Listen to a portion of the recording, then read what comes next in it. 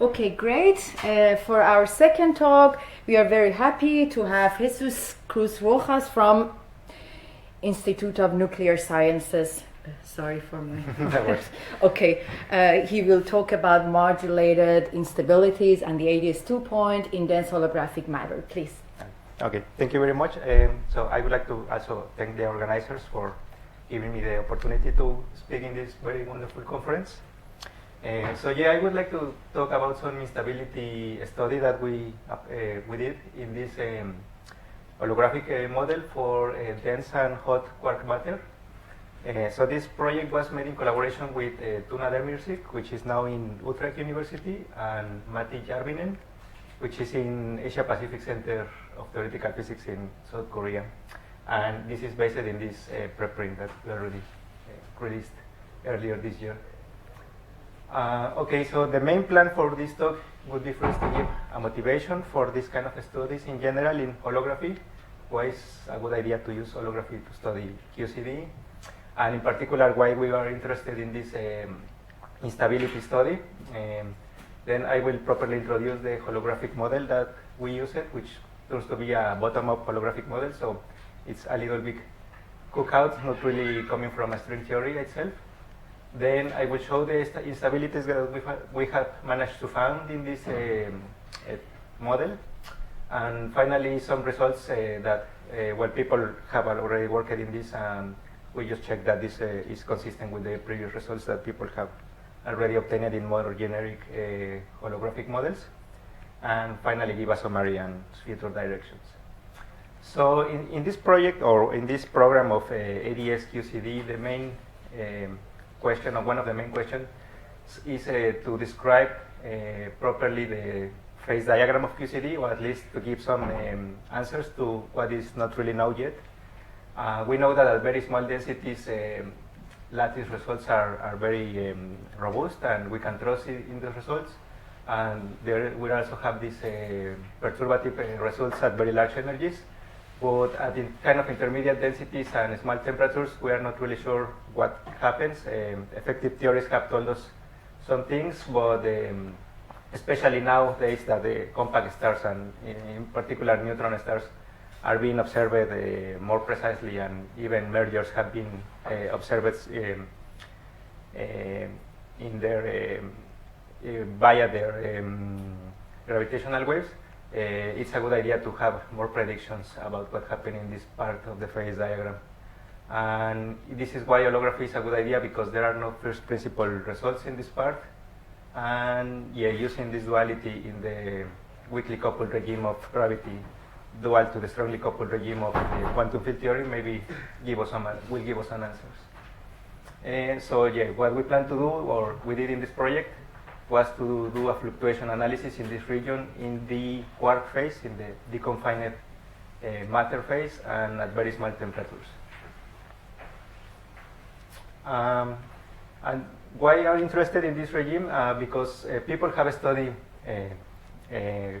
holographic models in this regime already, and they have found that if they have these gravitational solutions that are dual to an n+1 quantum field theory, the geometry that will dominate the extremal limit of black holes will be an ADS2 times Rn geometry, which is dual to a quantum critical regime in the limit of 0 temperature. And because the dominating geometry is ADS2, this means that the BF bound is more restrictive, so it can be more easily violated. So the instability might happen more easily here. And this is interesting because we also expect, people that have studied QCD expect that in this regime, maybe the color superconducting phase is also present. So this instability that can appear because of this geometry appearing here can compete with the color superconducting and maybe enhancing this instability or suppressing it. Also, there has been some studies of this called modulated instabilities. So people have studied this by introducing a Chern-Simons term in the action of the gravitational model. This Chern-Simons term is usually necessary in holographic models of QCD because it gives the axial and flavor anomalies in the dual theory. So starting from 2007, people have found that if you put this Chern-Simon term, you may sometimes have these modulated instabilities, which means that there is a current that has a vacuum expectation value that depends on the position. After that, more people study, well, Oguri and the collaborators studied in a generic holographic model, and then people also studied them in more top-down constructions, such as the Witten Sakai Sugimoto and the D3, D7 models. And they found also that if you have this Chern-Simon term, you would expect this kind of instabilities. Okay, now I would like to introduce the model that we use, which is the called BQCD model. This is basically a model, a bottom-up model, which means that we propose the gravitational action with the bulk fields that will give us the ingredients that we want that our dual theory have. Of course, we do it following closely what people from string theory have told us that we need to have. And in particular, this model is taking full back reaction from the flavor sector by keeping the ratio of number of flavors and number of colors fixed. And well, this model has been very successful in the past years. It has given, even though it's numerically a little bit heavy, it has given very good results that we can compare with QCD data. And specifically, it has a chiral symmetry breaking mechanism and has been given, or it can give physics at finite temperature and chemical potentials.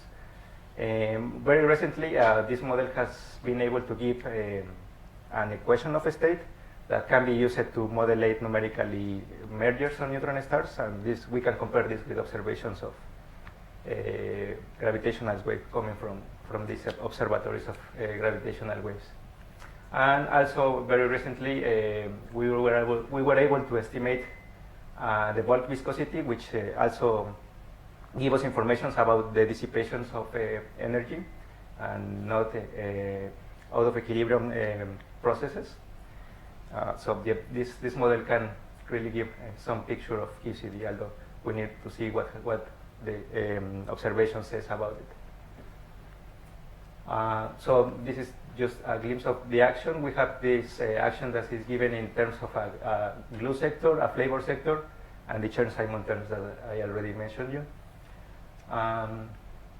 The flavor sector is based in this DBA brain action that is very common in these holographic models.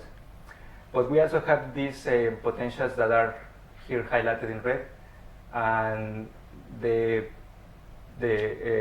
characteristic of this BQCD model is that we fix these potentials via lattice data and also perturbative QCD. So we try to have consistency across a lot of regimes in the QCD phase diagram. And of course, we have this dictionary that is very common or is not different from other holographic models, in which, for example, we have this dilaton scalar field that is dual to the F-square operator, with the source being the coupling of QCD.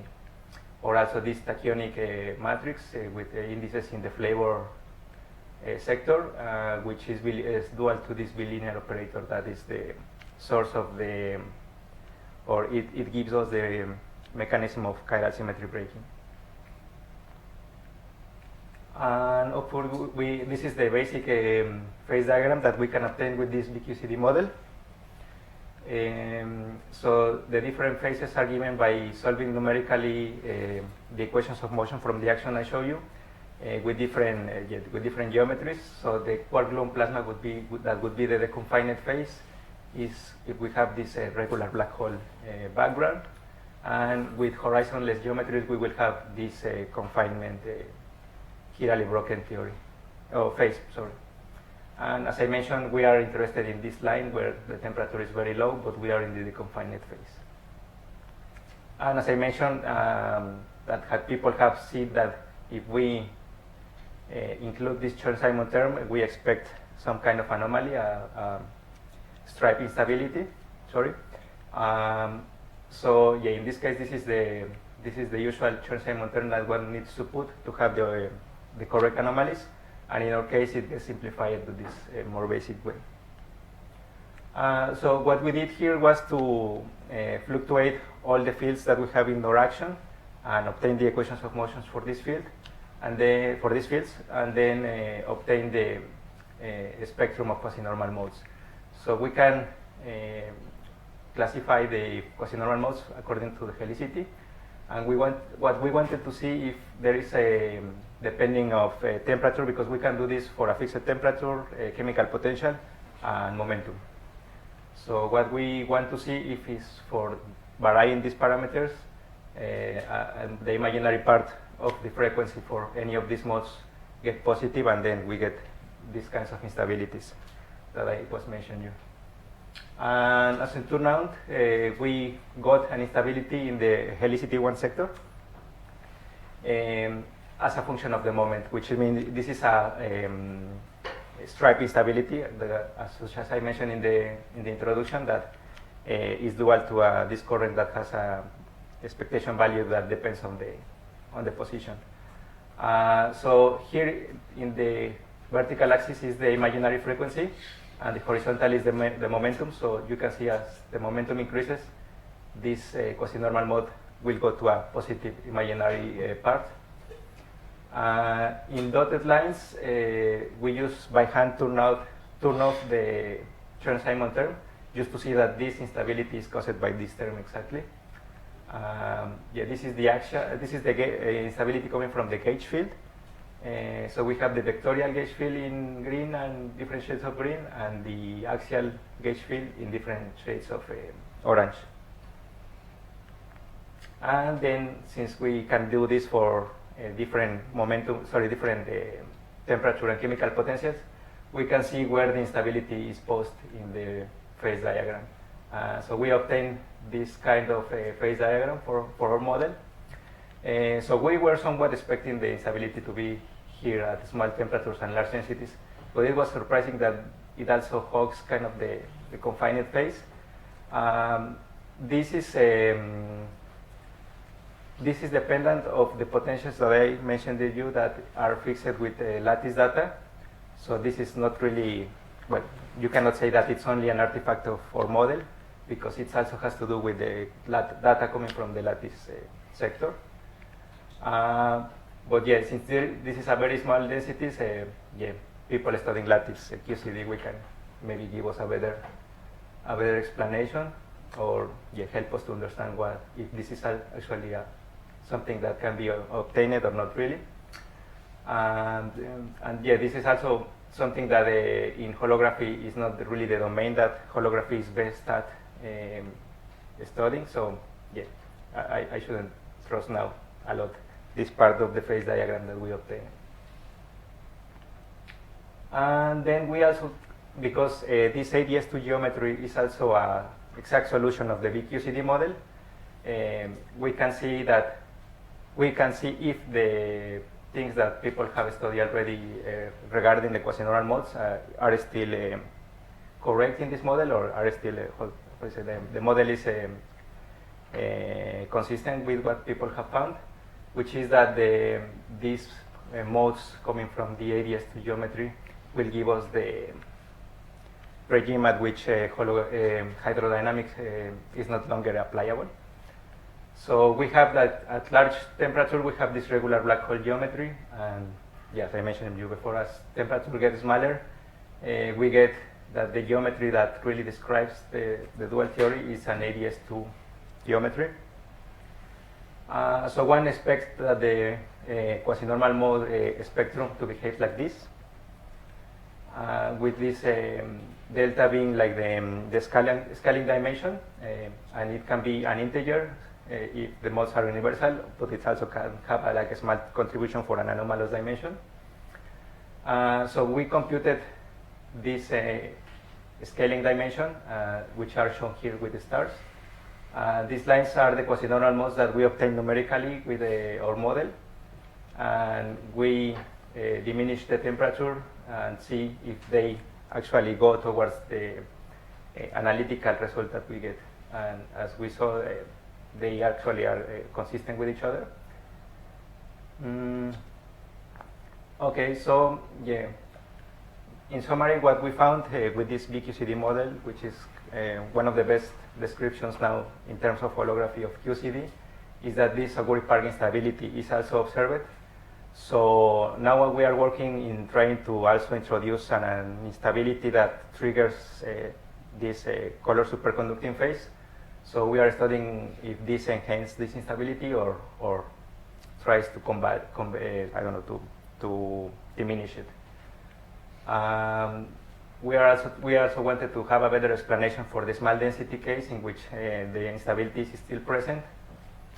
And I also show you, with not a lot of detail, but we also study whether this quasi-normal mode spectrum that we obtained also give us the expected behavior, and is compatible with the studies that people did before about giving the frequency at which hydrodynamics is not longer applicable. Okay, yeah. So thank you for your attention.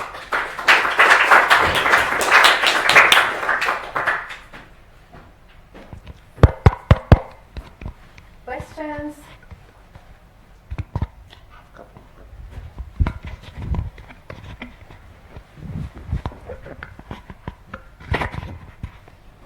Did you check that the hydrodynamic modes actually collide with one of these gapped ADS2 modes that you just showed us? Oh, yeah. Sorry, yeah, I didn't because of the time, but yeah, we did check it, and in the paper we can see the collision is giving us the appropriate Okay. behavior. Can I ask? Of course. Thank you for the talk. Maybe a couple more elementary questions. So you said you looked at this bottom up model basically. Have you compared your results with anything from the Witten Sakai Sugimoto model? Yeah, usually we agree somewhat with Witten Sakai Sugimoto model, but I think because Witten Sakai Sugimoto is more it's more constrained because it comes from this string theory. You cannot put all the ingredients that you need for a more complete QCD model. So I think Witten Sakai Sugimoto model agrees with BQCD, but with BQCD you can have a little more information. Okay. In general. And a second question, if that's okay. Mm-hmm. So you were working in the, let's say, dense regime for small temperatures. Right. Would you be able to extend this to work, for example, in the regime where you have higher temperatures but lower density? So, for example, heavy-ion collisions and stuff like that. Yeah, I think people have explored that definitely. So, okay. Yeah, I unfortunately I have not very much experience in that, but yeah, I think definitely you can go there. Okay. Thank you. Sure. Other questions? If not, let's thank the speaker again for the nice talk.